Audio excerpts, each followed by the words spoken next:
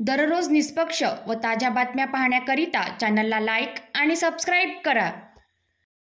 गुन्हे शाखा युनिट क्रमांक 5 पोलिसांचे पथक पोलीस ठाणे पारडी हद्दीत पेट्रोलिंग करीत असताना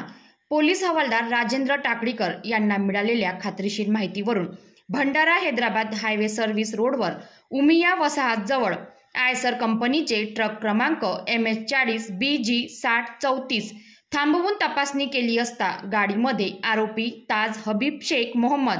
व शैलेंद्र रामलखन गुप्ता हे दोघेही गाडीमध्ये 106 किलो 850 ग्राम गांजा किंमत अंदाजे 26,71,250 रुपयाचा अतिशय गुप्तरित्या बाळगून विक्रीकरिता घेऊन जात असल्याचे आढळून आल्याने आरोपींना ताब्यात घेऊन अधिक सखोल विचारपूस केली असता हा माल आरोपी मोहसिन उर्फ फिरोज,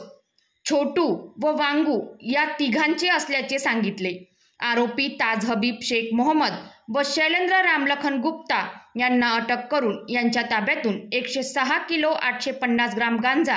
3 मोबाईल फोन, भाजी विक्रीचे कॅरेट, आयसर गाडी व इतर साहित्य असा एकूण 41,58,450 रुपयांचा मुद्देमाल जप्त करून